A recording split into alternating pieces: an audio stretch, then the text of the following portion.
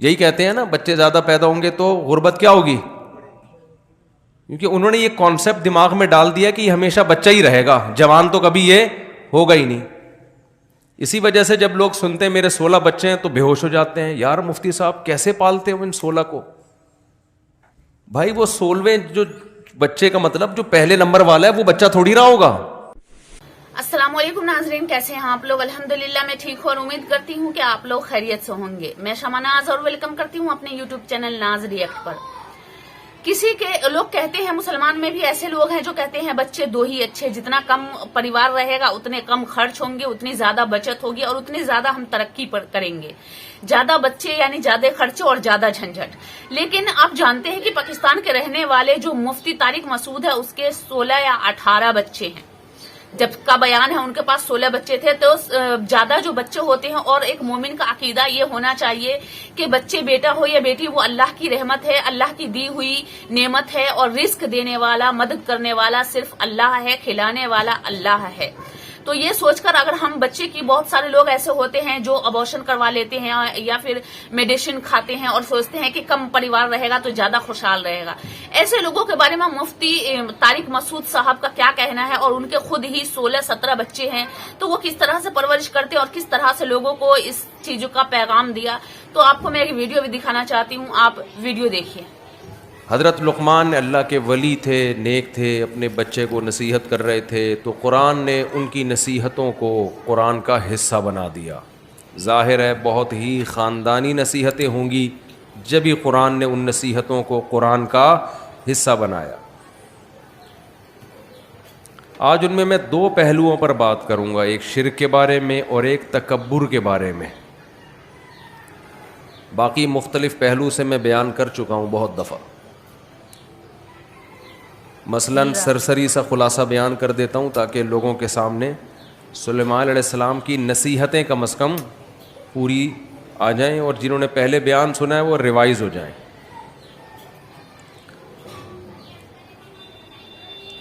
سلیمان نہیں، لقمان علیہ السلام. لقمان علیہ السلام نے فرمایا شرک نہ کرنا. ہمیں چاہیے اپنے بچوں کو سب سے پہلی تعلیم کس بات کی دیں؟ توحید کی. آج ماں باپ بچے کو بچپن سے ہی اس کے دل میں اللہ کا انٹروڈکشن نہیں کرواتے. بچپن سے ہی اس کے دل میں اپنی محبت، دولت کی محبت، پیسے کی محبت اور عیش و عشرت کو کامیابی کے طور پہ بیان کرتے ہیں. یہیں سے ڈپریشن اور اسٹریس کے اسباب آپ نے بچے میں پیدا کر دیے. سمجھتے ہیں کہ نہیں سمجھتے؟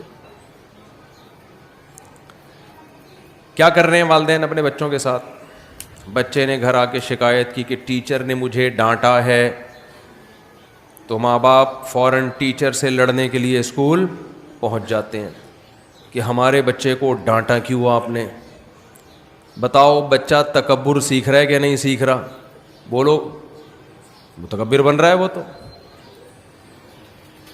کہتا ہے مجھ پہ تو کوئی ہاتھ ہی نہیں اٹھا سکتا، کوئی ہاتھ بھی نہیں لگا سکتا مجھے تو. آپ تحقیق تو کر لیتے بھائی کہ صحیح ڈانٹا ہے یا غلط ڈانٹا ہے. ہو سکتا ہے ڈانٹنا نہ مارنا بنتا ہو، صرف ڈانٹ کے گزارا چلایا اس نے. تو بچے کو سب سے پہلے جو چیز سکھانی ہے وہ اللہ کا تعارف. ہمیں سورہ لقمان سے یہ پتہ چلتا ہے.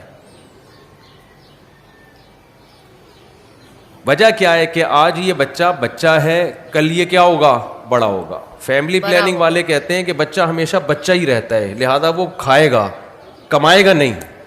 اس لیے جتنے زیادہ بچے پیدا ہوں گے غربت بڑھے گی. یہی کہتے ہیں نا بچے زیادہ پیدا ہوں گے تو غربت کیا ہوگی؟ بڑھے گی. کیونکہ انہوں نے یہ کانسیپٹ دماغ میں ڈال دیا کہ یہ ہمیشہ بچہ ہی رہے گا، جوان تو کبھی یہ ہوگا ہی نہیں. اسی وجہ سے جب لوگ سنتے ہیں میرے 16 بچے ہیں تو بے ہوش ہو جاتے ہیں. یار مفتی صاحب کیسے پالتے ہو ان 16 کو؟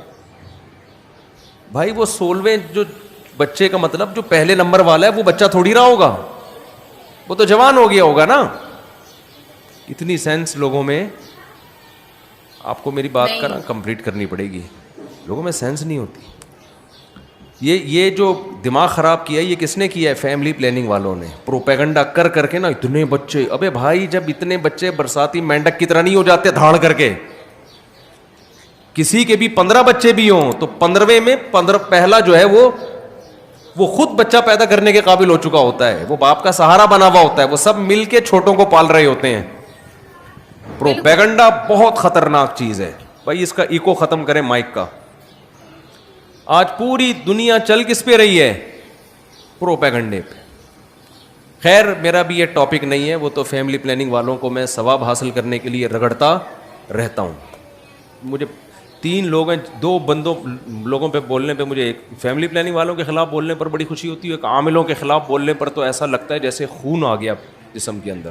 اپنے چھوٹی سی ویڈیو دیکھی مفتی طارق مسعود کی, زیادہ لمبی نہیں تھی, اور مفتی طارق مسعود جی اس چھوٹے سی ویڈیو میں انہوں نے سمجھا دیا کہ ایک ماں باپ کی پہلی ذمہ داری, ماں باپ کا پہلا فرض ہے کہ وہ اپنے بچے کو دین سے جوڑے, یعنی اللہ اور اللہ کے رسول کے عقیدے پر چلنا سکھائے اور اسے ریئلٹی بتائے, آخرت سے جوڑے. لیکن مفتی طارق مسعود صاحب نے صحیح کہا کہ آج کل کے بچے کو دنیا کی محبت, پیسوں کی محبت اور دولت کی محبت کے حساب سے اس کی پرورش کی جاتی ہے. تو ماں باپ کا جو پہلا فرض ہے, ہر ماں باپ کو چاہیے کہ وہ اپنے پہلے فرض کو اچھی طریقے سے نبھائے, کیونکہ ہر بچہ ماں باپ کو جنت کی طرف لے کر نہیں جاتا. جب ماں باپ جب اچھی پرورش دیتے ہیں, اچھی تعلیم دیتے ہیں, بچے کو نیک بناتے ہیں, بچے کو دین سے جوڑتے ہیں, وہی بچے ماں باپ کی بخشش کا ذریعہ بنتا ہے. ورنہ اگر پرورش غلط ہو, اولاد غلط ہو جائے تو پھر ماں باپ گنہگار ہوتے ہیں. اللہ حافظ.